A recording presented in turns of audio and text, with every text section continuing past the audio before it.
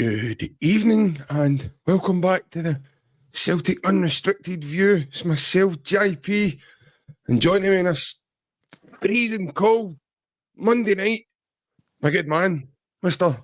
Ryan Clifford.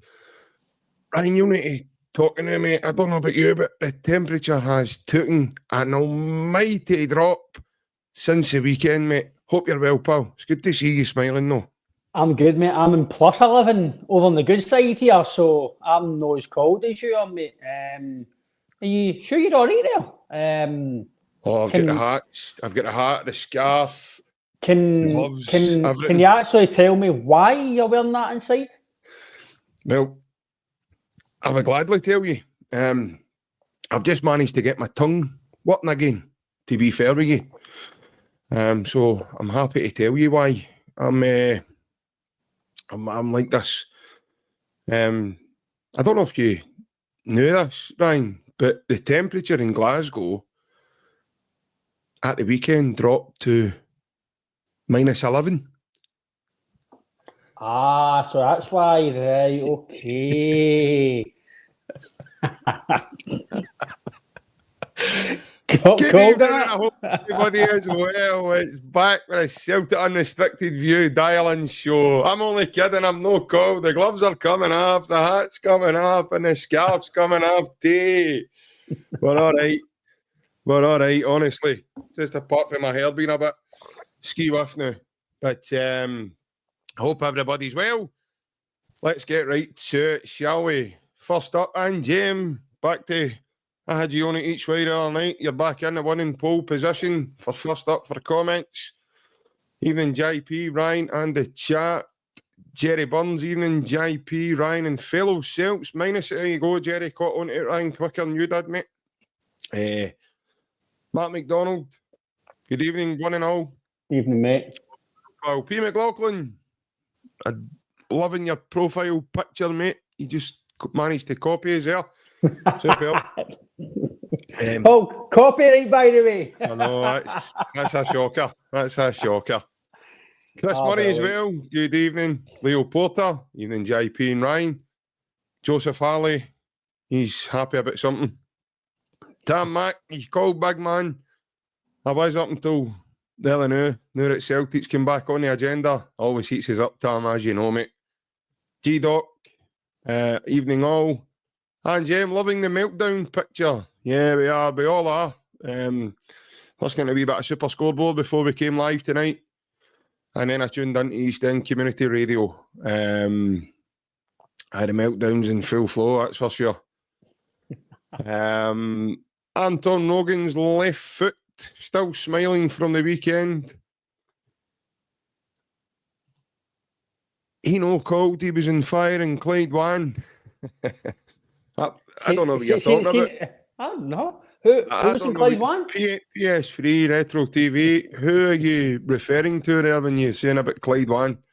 You talk about the wee guy that's been got to Everton since he was a wee bear. And since he was a wee bear, his wee pal. No, how many? He can't get his pal at the house. No, having his pal. Having his pal, he can't get his pal at the house now. Two more statistics sitting here with our wee cold tons. With cups of tea, moulded to their why would you go on and make yourself out pure silly and say anything for that, man? Even JP, Ryan, thought you didn't pay your heating, JP. free shog. Oh, we're all right. Aye. By the way, there's more chance of Archie coming out than there is to free shog. I'll tell you that right now. Shog's coming out, way!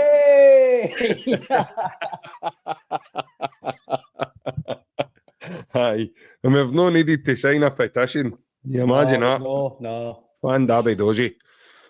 Yes, mate. So, like I says, we're on to gloat, as you probably think, as Celtics break hearts in the capital. I like to kick his off, man. Aye, good weekend overall.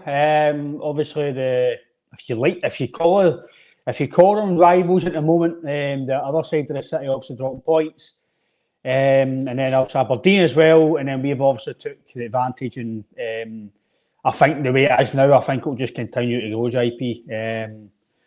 Listen, still, we can't be complacent and go into every game that we're going to win, and we still need to go and win the games, but you can only see Celtic maybe powering on at the end of the Christmas time, and then January when the window opens, and then you kind of strengthen and go for there. So, big, still get a big few weeks ahead. Obviously, Bruges and Zagreb, and then you've got Aberdeen as well. You've got a cup final coming up, so it's no. I'm not going to sit here and I know we're having a laugh here. I'm not going to sit and go, "Oh, that's us. The league's finished," and this and that. Inside, listen, it's going to be hard for anybody to catch us, but we still need to obviously be a wee bit respectful, obviously, in terms of we can't go and say that's it done. But we're in a massively great position. Yeah. It's going to take a very, very good team on the day or a very good performance to beat Celtic as it stands at the moment, because I'm not going to be disrespectful, but the truth is, who is going to beat us? It's going to take Celtic to be really, really down in a performance to beat us, because Hearts are a good first half, be them at the best of first halves, but then JP, I don't think we came out a second gear, and we've went and won 4-1 quite comfortably in the end. So a wee bit of tactical kind of tweeting for the manager, a wee bit of half-time team talking, just shows you what we're all about, mate. And it could have been 5 or 6 if we missed a few chances. So all in all, mate, good weekend, and that's supposedly one of the tougher grounds in Scotland, and we went there and won quite comfortably, mate. So all in all, good weekend overall for Celtic. It's been an absolutely brilliant weekend for Celtic, Brian. An absolutely brilliant weekend on a number of occasions. One, obviously, the start of that was Aberdeen losing. So this big chat going into the weekend was, is Aberdeen going to be able to keep that momentum going and stay on Celtic's coattails and stay level points and stuff? And then they went to St Mirren. Now, albeit a lot of the games had to be changed, kick-off times, etc., because of this weather that we were. Storm Brendan hit us all there at the weekend. And, don't take my word for it. I've got evidence of that happening, mate. There you go, and it's there. So don't just listen to me, folks. And it's there. See, there you go. See how the heat rises. That's true, isn't it? Look, the heat rises. Look. That's what I'm saying. Don't just even there. Weather alert, Storm Brendan. 11, and then it goes to +3 and minus. Look, see, it's rising and down. Yeah. So that's what I'm saying. It's not just my word you need to take for that. It definitely happened. But no, Aberdeen obviously losing, and then the kick-off at obviously the big house was delayed also due to the Dundee United bus struggling to get down the road, even been on the road for 9:30 in the morning, and then obviously that game takes place, and they draw the game, probably on a lucky spell for them to draw the game, because God me what I've been told by fellow Bears that were at the game, bigger Bears than a wee bear that was on Clyde one night. They're saying that Rangers should have lost the game, and lost quite convincingly, Ryan, as well. I think Dundee United had a great chance early in the second half to put the game right out of touch for Rangers. That would have been 2-0. But and then the Celtic game. Now, I've seen a lot of criticism for Celtic fans, Ryan, giving it, Celtic were poor and that. Celtic weren't poor on Saturday. They weren't, albeit they weren't their free-flowing, scoring loads of goals self in the first half. But the one thing I want to highlight just now, Ryan, is the way the manager conducted himself after the game when he told us all. It basically took him 45 minutes to suss what Hearts were doing, because Hearts pressed us in the first half in a different way that Celtic had prepared for them to, Celtic prepared a different way leading into the game. So Hearts changed that on Celtic, and it took Brendan, right up to half time to get to grips. Apart from a couple of half chances in the first half, Ryan, I don't know about you, mate, but I never really seen any clear-cut danger that Celtic were in. I wouldn't say we were really, really poor, but we were a wee bit slack. We were getting away the ball, and in terms of, it kind of led on for the first half in Kilmarnock. It was a similar performance. And then the second half, again, word of the manager, wee tweaks of tactical stuff, and then you come out and win the game. So it basically, it was kind of protecting the players and saying, look, what we set up for didn't happen in the game. I've had to go in and change it. That's what I'm paid for. I changed it, gave a different message, and we wouldn't win the game. So, and that's what team talking half time's for. To regroup and get yourself together and say, listen, we need to do better here, or we need to change this. And I didn't think the first poor, I wouldn't say it was poor, but I would say that it was not the standards that, but obviously that we know we can play at. I think it was due to obviously the momentum's kind of stopped with these international breaks. I thought Hearts could have been 1 or 2 up in the first 10 to 15 minutes. It was very slack. But when you don't take your chances against Celtic, then that's your own fault. It's going to take teams. They need. Listen, we're not going to go through every game with no conceding a goal or no conceding chances, because I still feel we can be vulnerable at certain points. We can be, but teams are not good enough at this level in the league to go and capitalise on it. In Europe, we've seen it in Dortmund. We've seen it in other places in the past. That's when teams can punish you. You need to be obviously more solid. But in Scotland, they might score a goal, but you're very confident to go 1, 2, 3 or 4 after that. But Europe's obviously a different situation. But for me, that's what Brendan earns his money. That's what he's paid the big money for. He come in at half time, and change it and talk to players and change the dynamics of the game. And listen, that's what happened. The subs came on. I want to put a wee. I know we've got a call up in 2 seconds, but I'll actually put this to the call and they can answer it as well. But I thought, I'm a big fan of Engels, but I thought Bernardo was different class. He changed the game for us, in my opinion. I know he either scored the goals, but I know he either scored two of the goals. But I think with Bernardo, I don't think the goals happen. So for me, Bernardo, he's definitely pushing to start on Wednesday. Hold on, I can't let you away with that, man. I'm not sitting here letting you away with that. The first goal definitely will give you credit for. Second goal, certainly down to James Forrest, surely, because he won the penalty. Aye, but I mean, including in the two, because Bernardo was a part of the second goal as well. So what I mean is, overall, if Bernardo's not on the park, you might have not scored the 2 goals. I just thought overall he was brilliant, and he's pushing for a start. Listen, I like Engels, right, but he's just lucky. I think he's unlucky that Engels is worth the price tag that he's paid, and I think Bernardo will be playing. I think he's maybe try to settle Engels in and get him game time, because I think eventually it will come good, even better than what he's shown. But I think Bernardo, I don't know the call who's come in, is going to speak about Bernardo, JP, but I think you know my thoughts on Bernardo. I think he's different gravy. I think he's going right to the top, and I think he's definitely pushing me to start playing more games. Yeah, 100%. And as you said, just before you do, Big Alan Sterling's joined us. Good evening, boys and girls. Hope you're well, big man. Hope your holiday's gone well in Tenerife, Alan. It's good to see you, pal. Good wee chat you had the other day with John as well in the Bell Bar in Tenerife. Aye, as I say, I hope you're well. But it is time, as I said now, for our first caller, and it is a man himself. I don't think I can get this image out my head, man. It's funny seeing Graham Souness with Celtic that one, honest to God. Here he is, it's a Mr. Francis Lester. How you doing, mate? All right? Good, I'm good, Ryan. Far from him every week now. This Graham Souness rubbish. I'm better looking. 250 challenge on the way to me now.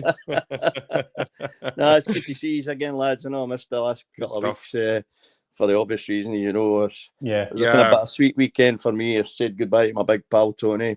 We sent him off on Friday. God rest his soul. But that was followed up, obviously, with a great Saturday night. You know, really enjoyed the game on Saturday.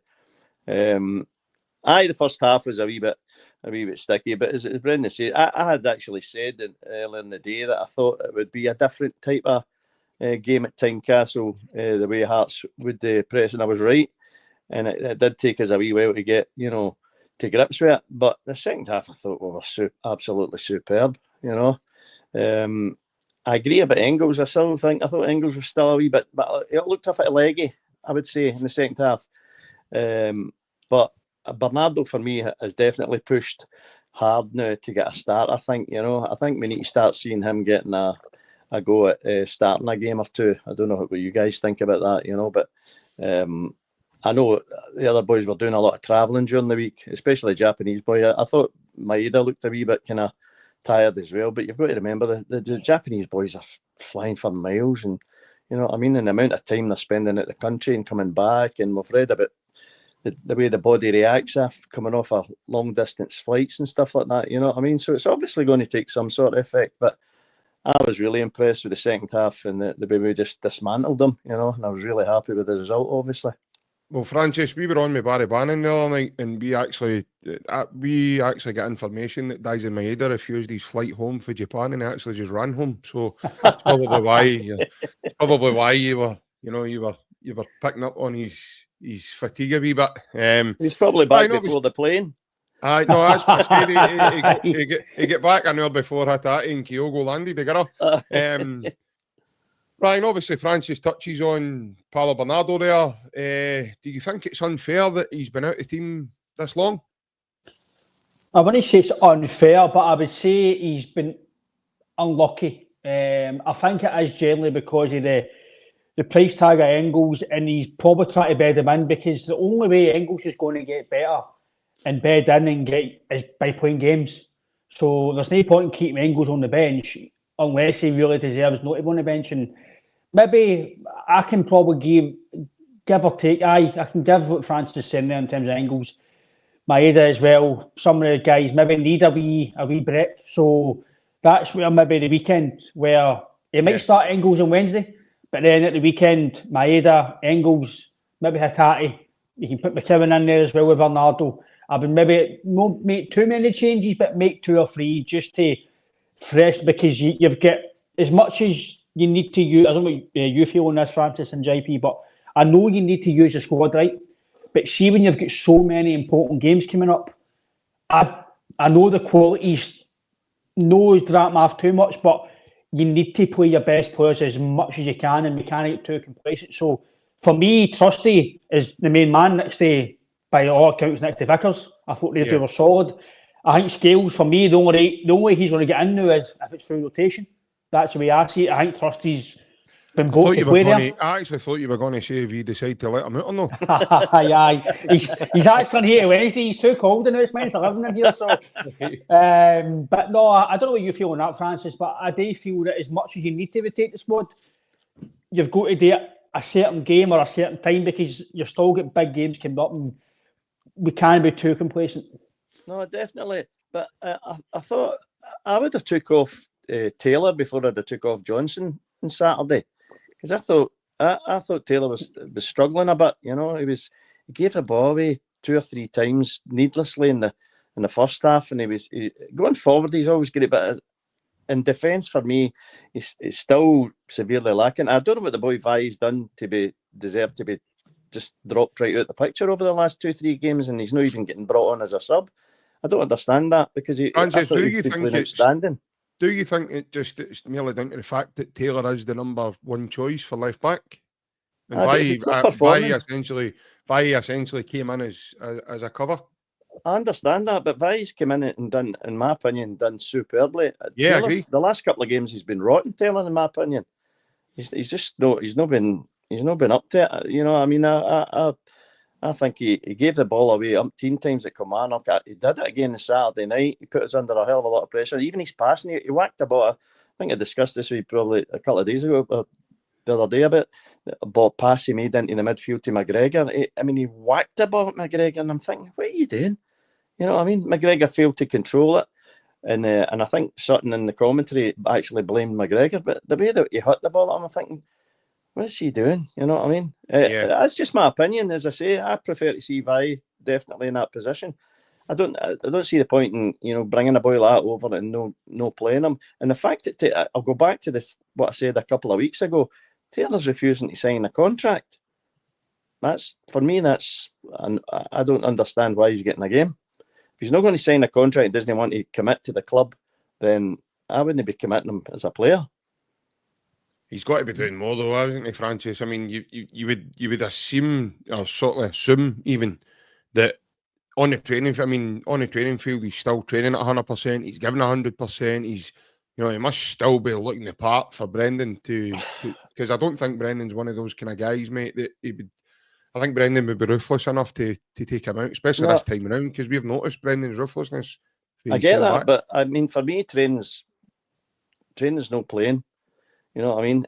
There's no point in playing brilliant in training if you're going to come in the park and start giving it away every couple of passes stray and get yourself under pressure and keep you back the way all the time and not being, going forward with the ball. For me, he's the last few games he's been really negative in his passing as well. When he's been getting it, as soon as somebody stands in front of him, he turns back the way. For me, he's still not got the confidence to go forward. He only goes forward when he's got space to run into, and obviously when he cuts into the inverted role and comes inside. And I think that's why he starts to wander all over the park as well, because I don't think he likes getting run at left back. I just don't like he likes anybody running at him, because I don't think he can cope with it. There's been a great comment, and I was going to bring this up myself, but he beat me to it in the comments. Our good man Kaiser, he makes a good point about Engels. So he put in, do we think that Engels is just coming to grips with what's going on just now at Celtic regarding, as Brendan identified, that he's came from near enough holiday football, playing one game a week, to now this madness of having to play 2 and 3 every 4 and 5 days apart. And I mean, surely that itself's a big adjustment to make, Definitely. But the other thing I think, which is even a bigger pressure for him, is the fact that even a draw with us isn't acceptable. Yeah. He's got to win every game, and he's never had to deal with that. And a lot of these players that come to Celtic, they don't get it until they get here. They don't understand that a draw is not good enough. You know what I mean? That you've got to be at your best every game, or you're going to get abuse off the fans, or you're going to get dropped, or you're going to get changed, And I think that's another thing he's got to learn to deal with. He's got to be top notch every game if he wants to stay in this team, you know what I mean, and make a bigger impact than he's already made. Don't get me wrong, I think Engels is a superb player, but I believe Bernardo at this point in time is a better option. I think he's stronger in the middle of the park than Engels at the minute. Engels again was caught in possession a right few times in Saturday night, and I was talking. I'm on a group chat with my 2 sons, and they're saying the exact same thing. What's the matter? Engels keeps getting caught in possession. He doesn't seem to be shown for the ball, and that's when I made the point. Well, he looks a bit leggy to me. He looks a bit tired after all the travelling. Probably, maybe that's the reason. But as you say, JP, it could be that, on the other hand, the fact that we're playing every other 2 or 3 days, and the pressure of having to go out there and perform at the best of your ability and win games every game. A draw is not good enough, Yeah, I think that's a good point Francis makes, Ryan, there with the Engels one. He's came from a club, but it's probably okay to draw. It's probably okay to lose the odd game here and there. I mean, he's came. Listen, I don't want to be disrespectful. The demands at Augsburg's probably night and day for what I'm saying, but they're in a position in the league that they're not one of the teams you would go, well, that's a bad result for them. If you're looking at Bayern Munich losing, or Borussia Dortmund losing, or Leipzig even losing, you're looking at, we're chatting about it here going, that's a poor result for them up against that. But if Augsburg draw, we're not really, it doesn't really make any difference to their day kind of thing. I think that's my point. And then he's came for a club like that, to what Francis has highlighted, which is a good point. He's probably had a massive wake-up call. And then obviously what Kaiser mentions, the fact that he's playing a lot more football. And now he's getting picked for the international scene as well. So it's not just a case of he's coming and playing for Celtic. He's now being picked with Tedesco. And he played back-to-back games there in that last international break, mate. Aye, but then again, it's down to the manager as well. If Engels is getting leggy, or it's maybe that he sees he's maybe having to adapt, then that's down to him to take him out the scenario. It's down to him to manage him then, because obviously it goes back to like the COVID season in terms of we all know guys like Scott Brown, etc. Scott Brown should have been managed better, but we didn't have the armour in us to do it. And Scott Brown might have lasted another season at Celtic if he was managed, etc., etc. So guys like Engels, etc., if you manage them, then like Francis and you've said there, if he plays 60 minutes on Wednesday, take him off. Bernardo, you get McKeown there, maybe play him at the weekend on the bench, just mix and match. Obviously, no drop him every week, but you've got that luxury with McKeown and Bernardo there, and I actually feel sorry for McKeown as well, because he's done nothing wrong. He's just unlucky that he's come to a club where the guys in front of him are very, very good footballers. They're just very good, and they're just a bit better than him now. And even Bernardo, a good point for what George says here. Bernardo's the captain. He's youth at Portugal, 23 and 21. So Bernardo's not just this Portuguese young player anymore. He's starting to grow in himself as well. So this is where the weekend's game is probably a game where you might rest 2 or 3 players. Again, it's not to be disrespectful, but that's where a game you can maybe take 2 or 3 guys out and put 2 or 3 guys in. But again, I agree with France as well. Greg Taylor.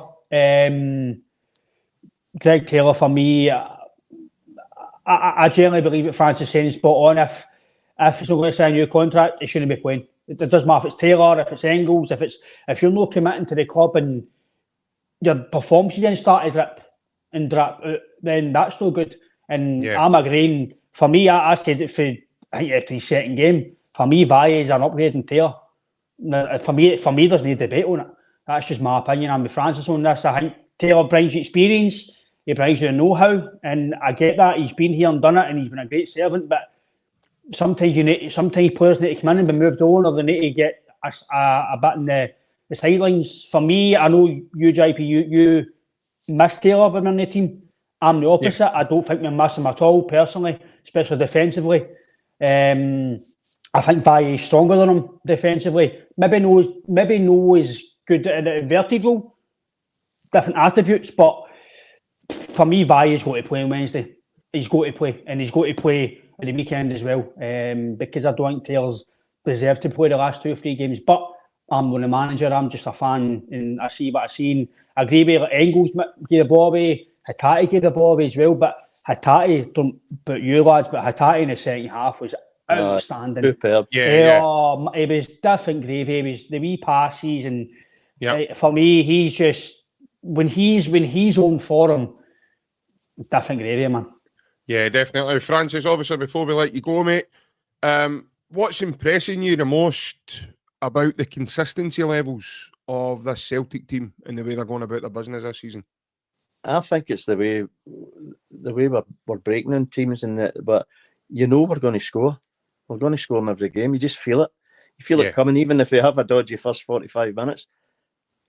I've never felt any game this season that we weren't not going to score. I've always felt goals coming, and it does come. And for me, the way we've been moving the ball quick from back to front is the reason for that. The quicker you move the ball through the midfield to the forwards, the more chances you're going to create and the more goals you're going to get for the obviously the extra chances you create. If you start being slow and sluggish like we were in the first half against Kilmarnock and possibly Saturday night against Hearts, you can see you don't create much because you're taking too many balls were getting passed back the way and getting across the back four, and by the time that let Hearts settle back into the way they were playing, they were just all dropping back into their own half, and that becomes a lot more difficult to break down.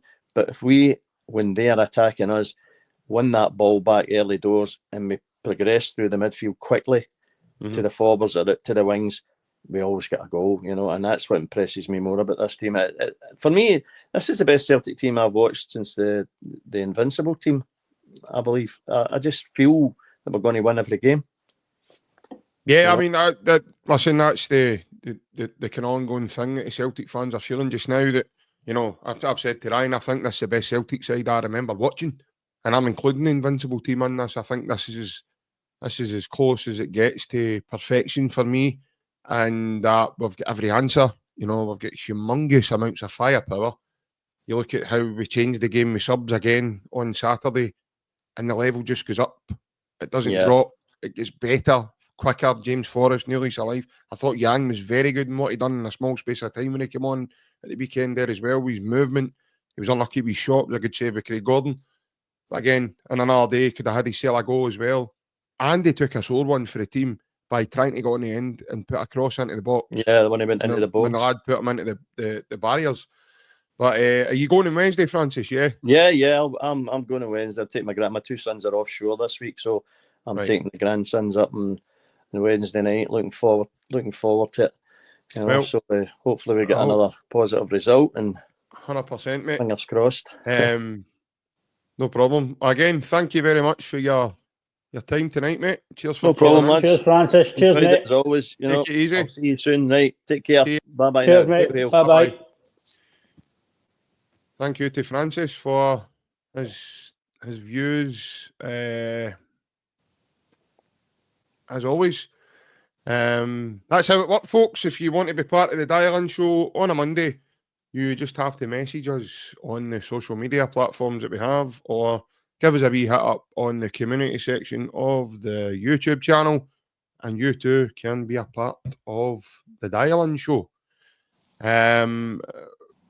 Ryan, I think it's a great point, you know, especially on Arnie Engels. Because I find that a lot of the criticism in Arnie Engels has been unjust. Anytime I've watched Engels, especially live, I've told you, mate, he's just an absolute running machine. I know we talk about Maeda and that, but I'm talking about different ways.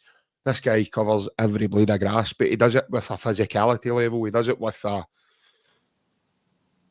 it by being a good teammate, you know, and helping out. Even when he's not playing well, he's still trying to get about it, mate, and won his back the ball. I mean, the other night, I think it was a boy, Boateng, he fouled McGregor.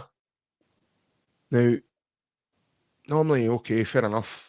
In times gone past, you'd see McGregor getting fouled. Nothing happens, it's a foul, blah, blah, blah, and the game goes on. The next move, Engels positions his body so that Boateng's got to run into him and block him off. And it's like a physicalness, you know. He hits him and makes sure he knows, I know what you done to him a minute ago. You'll know that to me. Like, and that's my teammate. And I love that, Ryan. I don't know about you, mate, but I love to see that sort of chemistry on the pitch, mate, because it means he's looking after him. I think the reason why, maybe the same with me. There's maybe the reason why I've given Adam Mead a wee bit of stick is because his price tag. Yeah. If Engels was £3 million, he wouldn't be getting much. He wouldn't be getting much about him because you'd be expecting. It's because he's been bought for £11 million. Again, JP, some people don't watch the German league. They don't do any research about players. They just, when they come, because he's worth that money, they expect the guy to be scoring goals and assisting and doing this and doing that. That wasn't what he done. And I was go and look at all his stats and data and stuff.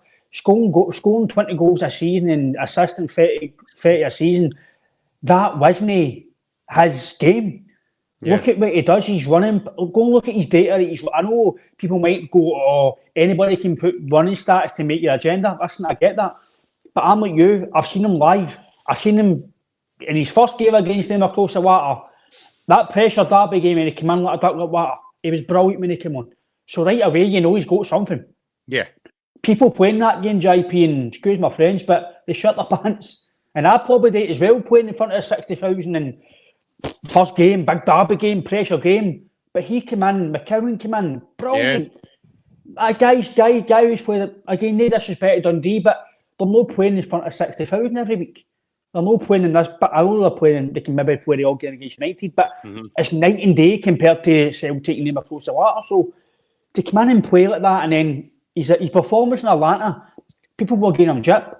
But go and look at what he done in the game. He stopped looking and play football. He's running power and everything. His fitness is incredible. Oh, it's unbelievable. He's maybe looking leggy, mate, because he is playing a lot of football now. Like you're saying, 2 games a week. See some of the comments you're reading off Celtic fans saying he's anonymous, he doesn't do this. Go and watch him. Watch what he does when he's not getting the ball. Watch how he's a good teammate. Listen, there's more to the game than looking good on the ball. You need to do more for your team when you don't have the ball. That's the most important part of football for me, Ryan. It's not about having the ball and doing what you're doing with that. See, when you've not got the ball, how fit are you? How do you then get the ball to your teammates? You need I can maybe say, you might need to do more and sit. JP, you know what? It might sound daft, right? I know it might sound ridiculous for paying that money from, right? But see, in years gone past, there was games where Miracic wouldn't play, Rogic wouldn't play, because you would maybe class them as luxury players where when they turn up, they're phenomenal. There's certain games you play them, like Miracic hardly ever played away from home in Europe. Why was that? Because his qualities didn't fit away from home when you need to battle and grind. He never played on. That's what I mean, aye. So CCV's done it as well. Engels might be the case where there's certain games where away to Rugby Park, don't play him because his attributes are not going to come to show on the Astro Park. He's not going to be the same player. Don't play him. That's where, but that's down to the manager to decide 100%. Where. So I don't know if that's me being crazy, but Rogic was amazing. He gets lauded for being one of the best players I've had in years at that position. But he was there for 60 minutes, 65 minutes. He didn't play certain games. There's reasons for that. Definitely. We're going to get the thoughts to our next caller, and it is indeed a Mr. John M. Good evening, Mr. John M. How are you in this fine Monday evening? Bit cold? How are you, mate? All right? Evening, gentlemen. Evening. I hope the heating's on, John. It's cold, mate. Aye.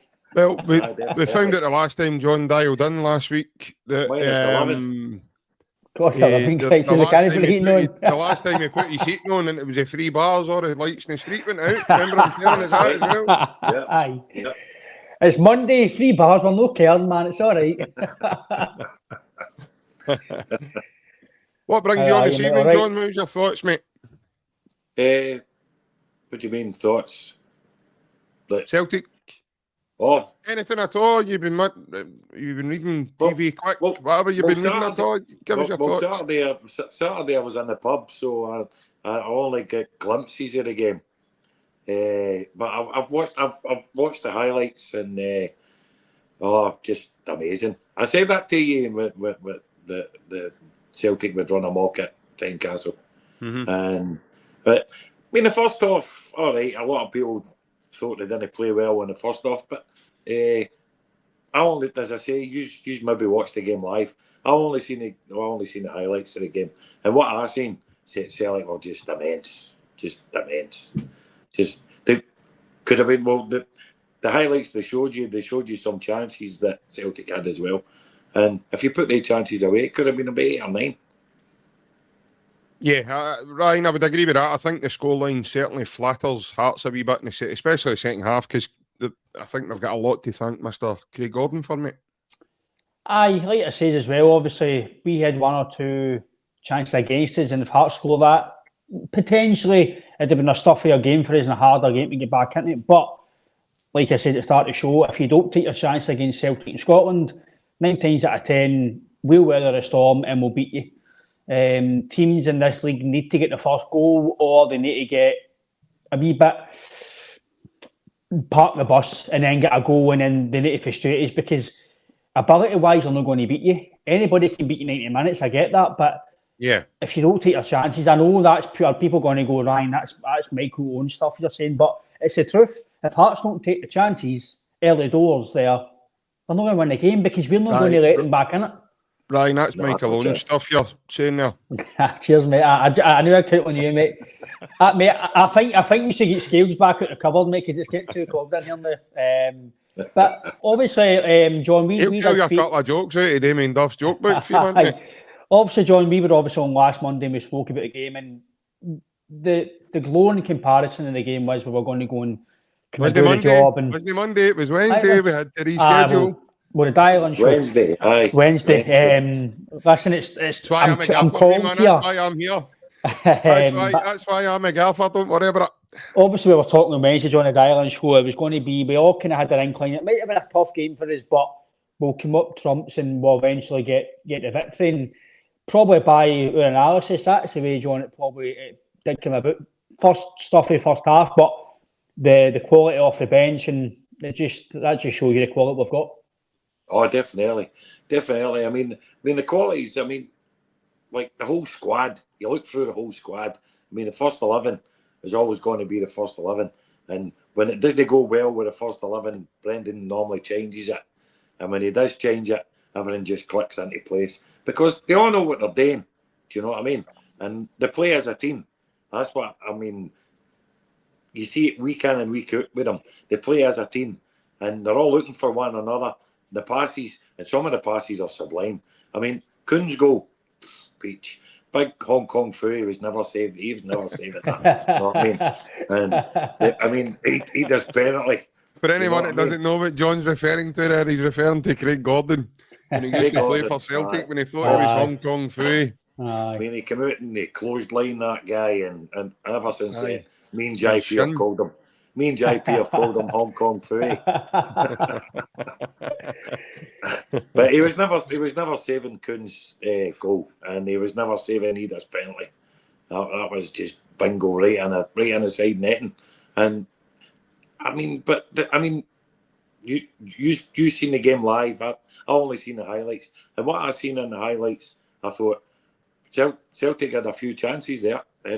I'm not saying Hearts didn't, you know what I mean? But I never even seen the Hearts goal.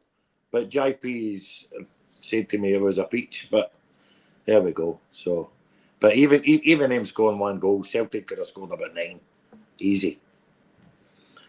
And, 100%. And that's the way it's going to be in Scott and the league this season.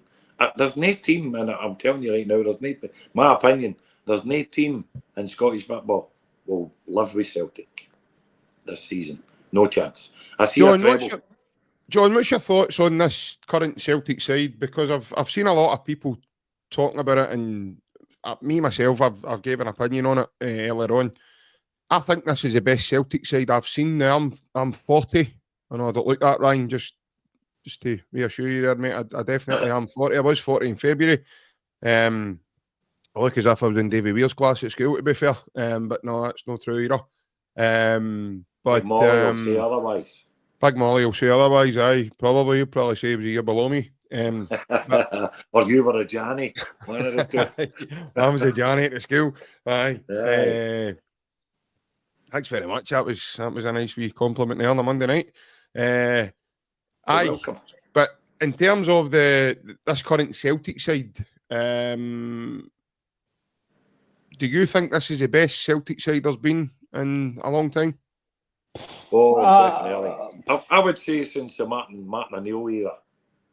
I would say this when you talk about Sutton Hartson and the man himself, Henrik, Moravcik, all these guys. For me, this current Celtic team are just immense. They're just brilliant.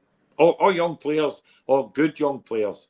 But the best Celtic side that I've ever seen was the Lisbon Lions, obviously.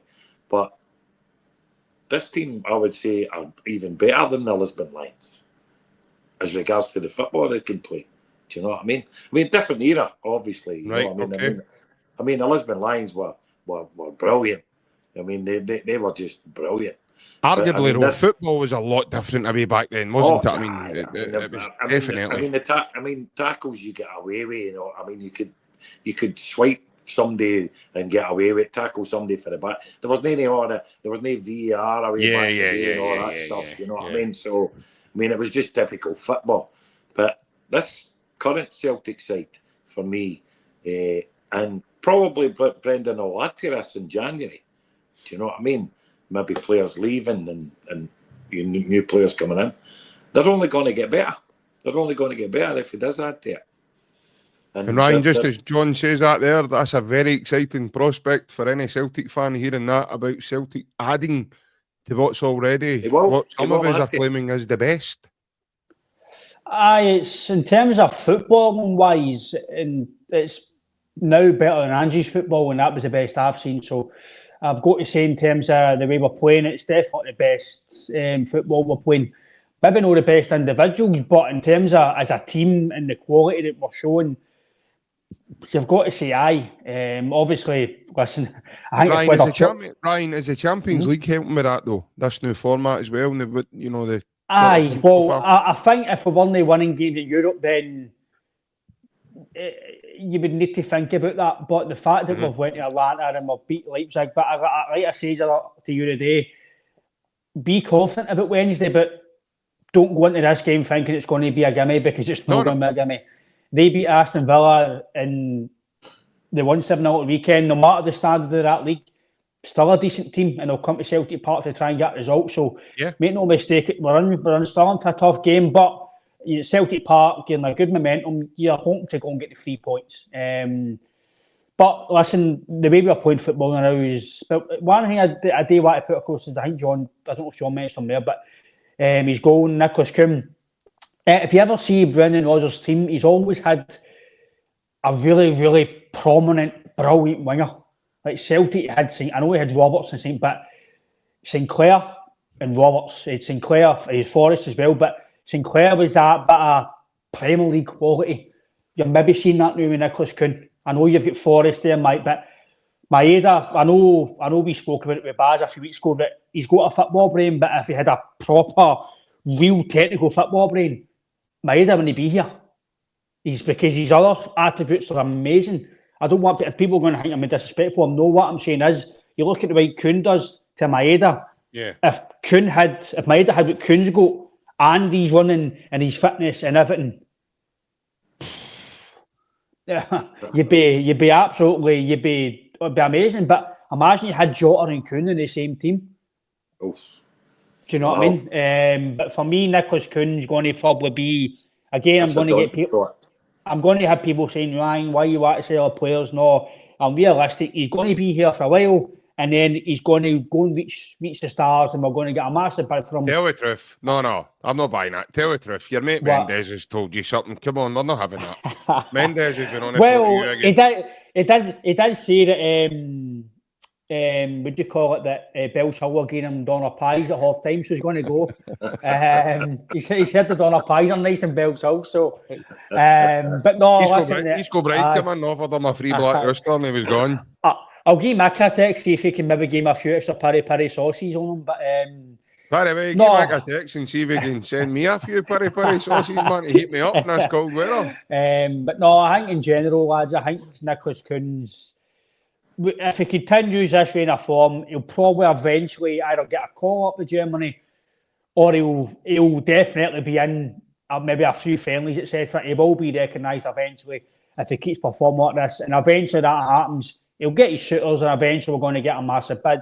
Any potential will be away. But listen, they might not be right now, next year, 18 months. But I'm no silly enough to know if he performs the way Matt O'Reilly did consistently and score goals and assists, then he's going to have his shooters. But so he's one of the players where, similar to O'Reilly, your Edwards, guys like that, enjoy him while he's here, celebrate him when he's here, because realistically, maybe another year and a half to a year, and I think he could be down the line. So enjoy him because he's different class.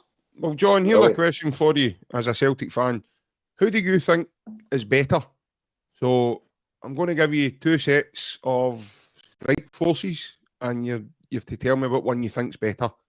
So I'll give you Scott Sinclair, Moussa Dembele, or Paddy Roberts versus Nicholas Kuhn, Daisen Maeda, or Kyogo.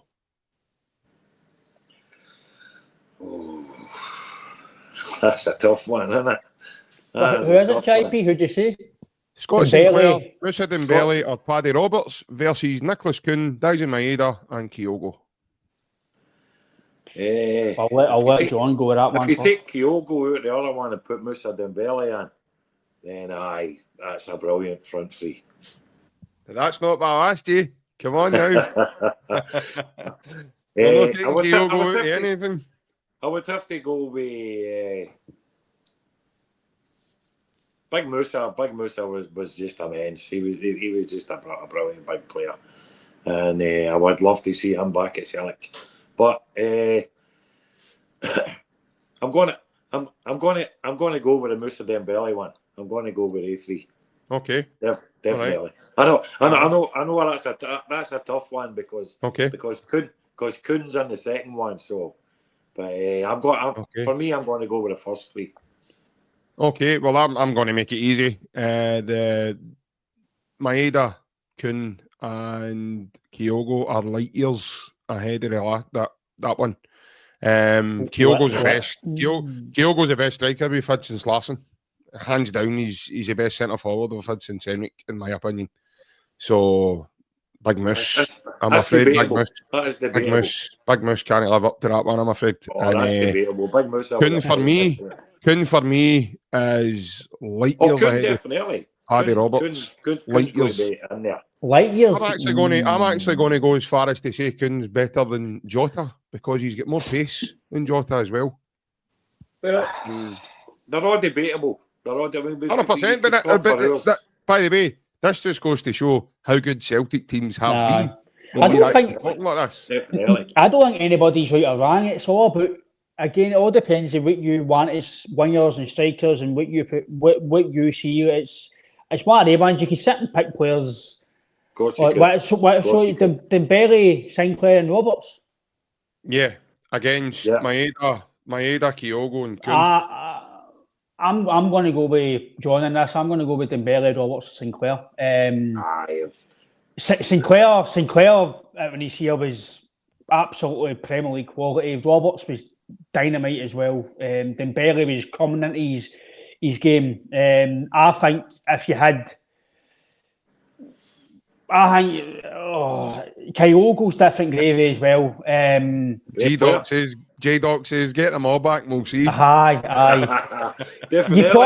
See if you put Sinclair or Roberts in with Kyogo and Kun, then I think it would kind of even out. I think Maeda is only in there because he's the way he's pressing and his intensity and stuff. I don't think he's there for his technical ability. If you're going to, you would swap it with either Roberts or Sinclair for that. But for me, I think Sinclair's different grade, man. Sinclair for me was proper Premier League quality. When he came in, he was amazing. But Nicholas Kuhn, man, we can sit and do this every podcast and debate on right backs and left backs and centre backs. Nobody's right and wrong. It's just what you prefer. And for me, I always say that I always have Edward is the best I've seen through a striker wise since Larson, because he got me off my seat. Edward, he got me as soon as he got the ball. I don't get that with Kyogo. I don't know why. For me, I love him, but Edward to me was just as soon as he get the ball, I was like, go and do something. But Kyogo, he's a finisher. His movement's world class. But I think there's other strikers I think that had other attributes. So listen, there's nobody that brings there's nobody brought a fear. Edward brought a fear. 100%. He did bring a fear, aye. He did, and I'll give you on that one, and I will give you on that one for that because Edward's Edward's a very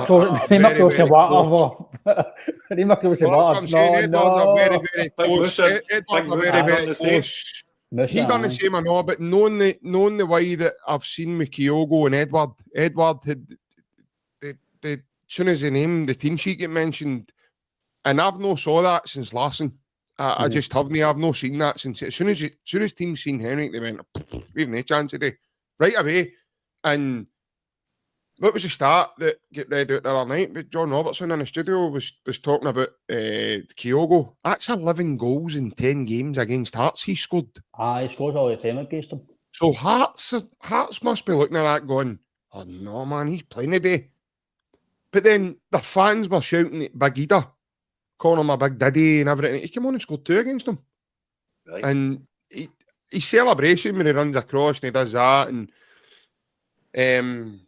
they mention another objects getting flung as well. I've never seen that. See, to be fair, Brian, they never actually showed you anything like that on the TV, but I'm not going to bore you with that now. John, obviously, before we let you go, what's impressed you mostly about this Celtic team this season? Is it the Champions League and then coming back for that and getting into domestic form and the way they've been able to keep it going? And what is it that's doing it for you?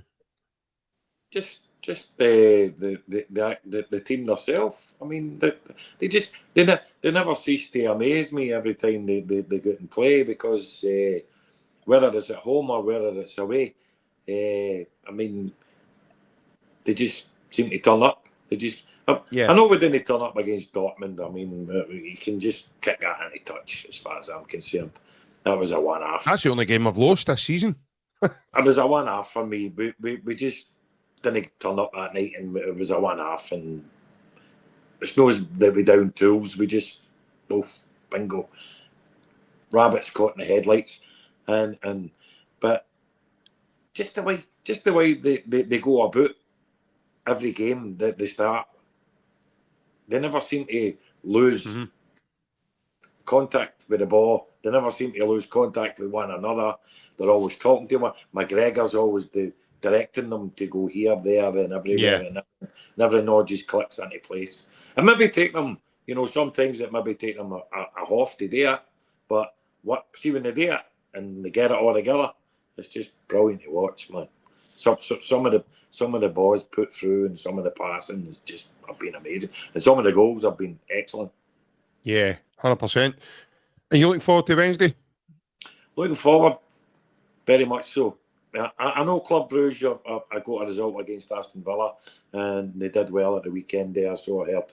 I've not watched any of their football, but it's at Celtic Park, and I think Celtic are in with a good shout. Yeah, 100%. I think we'll beat them. Yeah, I'm going to second that. I think we'll beat them also. Thanks again, John, for coming on and taking the time with us and giving us your thoughts and views. No worries, guys. Cheers, John. Take it easy. Great and, to talk to you. Thanks, talk to you soon. Bye-bye. Welcome back anytime. Bye-bye. Thank you. Cheers. Thanks again to John for his thoughts. Island Show. That's again, folks. If you want to be part of the Island Show, you have to message us. You have to give us a message and let us know, and we can organise and get you on to have a chat with myself. Sean Maloney's sidekick here. It keeps getting hoodies off him and never giving me a shout. I'm beginning to get a wee bit fed up with it. What's going on? Well, I didn't get a hat and scarf off from Maloney, and he gave you them. So no, I never got. That was a delivery for Big John Hartson. Big John was up. He made this beauty here. I put this on earlier on, and my missus says I look like Kevin McAllister out of Home Alone. I think it's because of that wee bubble at the top, man. I says, well, if I'm Kevin McAllister, you've got to be one of the wet bandits, that's for sure. But no, I think what John's saying there is he's right in terms of the way we're playing the new JP. And it's just, for me, we're winning games in the tunnel. You still need to go on and do the practices that you put on in training and at the park. You don't win games in terms of, what I mean is, teams are feeling you already. And you've got an edge already when you see Engels, Bernardo, McGregor, Kyogo, all these guys that are playing. Vickers at the back with Trusty. Yeah. Johnson's there. So you're starting to, teams are blah, I've got a hard game today. So I think all in all, you still need to go into the park and win the game, and you have no divine right to win any football game. But when you've got the guys that we've got the quality, it gives you a wee bit of edge, especially at Celtic Park. So tough game on Wednesday. Obviously we've got a good episode for that coming up as well. But good game for us on Wednesday. Then obviously the weekend you've got a home game, I think, as well. So looking forward to it. Hopefully get the 3 points in it during the week, mate. We are flying at the moment, so get a good victory on Wednesday, mate, and it'll give the place an absolute buzz, knowing that you're maybe a point away or another victory away for getting a playoff. And then if you do qualify, mate, it'd be, if we qualify, no matter the format, mate, that's incredible. If we even get to the playoffs, it's still a massive achievement getting to the playoffs. Obviously, you still want to go and qualify, but would it be too disheartening if we didn't? Maybe no, because it's a massive step to where we were last season, and the season's gone past to where we are now. We've got a bigger points total, which it might not be the group stage it was, but still massive progress, mate. So let's hope they're a good victory during the week, mate, and then we can move forward for it. Yeah, 100%, mate. And obviously you're a man, so you'll need to give us a wee update on our hold on, I get it now. Let me second. How are we looking on the bonus ball, Mr. Clifford? I've still to update it, but I'll update it after tonight's show in case anybody gets a wee shot of it. There is 5 balls left. We have 45 balls left. A good man, Barry. Good balls and all. Barry's took 8, and our sponsor, Mr. Alex Beveridge, has took 4. So there's 45 gone, and there's 5 left. Hopefully, guys, we can get it done this week. So if anybody is wanting a wee shot of this, it is a signed Scotland jersey. 22 players have signed it. It was the game where Lee Griffiths, the big game that we all know about now. 10th of June, 2-2 draw with the old enemy, England, at Hampden on 2017 it was. And it is signed by, obviously, Barry Bannon has signed it. Yeah, Barry Bannon signed it as well. Kaiser, he was on the bench that day. Barry was, he informed us the other night, actually. I forgot all about it. But he was on the bench, He was an unused sub. So it's a fantastic piece for anybody who likes that sort of memorabilia or the sort of history stuff. So it is signed and framed. There's £5 left. So whoever does what a shot, it's £5. And that's the PayPal you can pay into. That's the PayPal there. If you don't have PayPal, give us a wee message on the community section under the comments or on the Facebook page, Twitter, TikTok, and we can give you the bank details if need be. But yeah, it's hopefully we can get it done by this week if anybody wants a shot, and we can get it bonus balled out hopefully Friday or so, and we can get it out to the winner. So good luck if you want a wee shot. Yeah, very best of luck. It's went pretty quick as well, hasn't it? I mean, it really has gone quick. I want to say, just before obviously we finish up, I want to say a massive thanks to everybody who has took part in the bonus ball. And like Ryan says there, a very best of luck to everyone. If you're marking two guys, that's fine, mate. I'll mark them down once we're finished. Just send it across, mate. You've got your stuff anyway, mate. No problem. Yeah, guys has made donations before. No problem. Mate. No problem. Ryan will do an update and he'll put it on all the social media platforms for everybody to see in the community as well. And no problem, mate. I'll mark it down, mate, once we're finished this. No problem, mate. Cheers. That's pretty good. I mean, so after that, there will be 3 left. 47, yeah. 3 left to go. That's not bad. Numbers 1 to 50. There's 3 left after Kaiser sends his money, if he's doing it now. Tremendous. Like you says, Ryan, it's a good piece for anybody to have, anybody that's a big Scotland fan. Yep. And very best of luck to everyone that.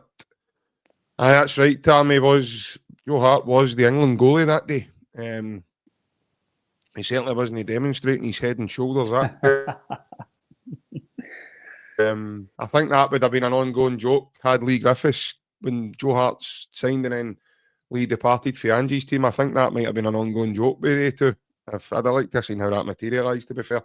Because Lee would have probably quickly reminded him about the 2 goals. And they'd have probably had a bit of banter about it, so it would have been quite funny to see. But yeah, that's a good debate. I think that's probably one we could bring up again.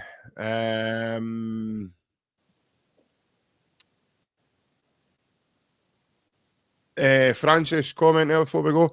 JP, this team have only played 12 games, mate. Ask the question at the end of the season, and if they win without losing, there's a chance. 100%. Meryl, thank you very much for your kind words, pal. Help yourself, pal. Monday night next week, guys, I'm not here, so you're not seeing my beautiful face. I am representing the podcast on East End Community Radio. So I'll be Ryan and I don't know, Ryan. Who have you got on the rota? I'll try and see. I'll try and get Scales out the cover and see if he'll come on. Big Scalesy. Probably. By the way, I think it'd be absolutely thrilled to bits. He'd probably end up buying you a fish supper of that as well, man, for inviting him on alone, mate. You know what I mean? So not only would you get a new hoodie off Maloney, you probably got a big fish supper off you. We'll keep us on suspense on next Monday. But definitely. As Brian says as well, Wednesday we're back on. William Glavin will be with us. We'll be live on Wednesday, probably from the Morven. We're live in there on Wednesday for the pre-match build-up and tactical analysis on Club Bridge. I've already done a bit of work, so William's in for a wee bit of a surprise for me because I've done a wee bit of due diligence on Club Bridge and I know who. But there's 1 or 2 other players who just got injured at the weekend, so it'll be interesting to see what way they shake that up. Dedrick Boyata also won't be playing against us, so if there's any former Dedrick Boyata fans, for us, looking forward to seeing the big fella. He won't be playing. I don't know what's going on over there. I think he's got certain issues. I don't think he's in the squad for the European squad. No, I don't think he is. I think he's had issues. Don't know what's going on. There was a joke going about saying that he refused to play or something, or it was something to do with it. Seemingly, I can't go back to Celtic Park. I'm not playing. I'm not getting back to Celtic Park. I'm not playing. He's a wee note for my family members. He's been watching videos with my Ada, and he's just not wanting to chase after him. He's only a wee bit in age now. He's just not wanting to have to chase him. But no, above all else, everyone, take care. Thanks very much for everybody that's tuned into the show tonight. Thanks for your kind messages. Sorry I've not been able to get everybody's messages up, but obviously as you're doing the dialing, you can't bring everybody. And take care. As we said at the beginning, it is -11, folks. Wrap up, please. Please wrap up well. Take care. Get the Permagrip Souls on as well. The Timpson's 1999. Timpson's, aye. Go to Timpson's, aye. Make sure you're well set. If it gets any colder, we might need to start the hypothermia sweepstake on the podcast. 100%, yeah. I was just thinking that myself. And I think Alan might be 1-10 odds on coming back for the sun. 100%. He's 1-10 odds on just for his sunglasses. He's had that photo ready. I'm not behind Alan. I want 1-8 odds on. I'm not behind him. Aye, I'm not. That's like having your odds the same as Peter Jakey. I'm not in front of him. No chance. Big Alan's probably woke up a few mornings like Peter Jakey already. That's all, isn't he? Aye, 100%. All right. Cheers, I don't know if it's. Cheers, guys. I got the money, mate. Jakey. Cheers, mate. Thank you. I don't know if it looks Peter Jakey, but one of his Celtic tops looks as if it was out of Peter Jakey's laundry basket. Oh, wait, see what I've got. Aye, big man's Jenna, wait, see what I've got. Big man's wondering about the Veronica strip Wednesday night after a Celtic game, going, I'll give you a good price, try to get his drink money for a game, ain't he? Lifetime guarantee. He's got 4 Celtic tops, he's like, lifetime guarantee. Oh, brilliant. Aye. Buy 5, you only get nothing free. Brilliant, man. Superb. Aye, brilliant, man. Brilliant. Aye, superb. But above all else, folks, take care. Take care. Hail. And we will see you all again. Bye-bye.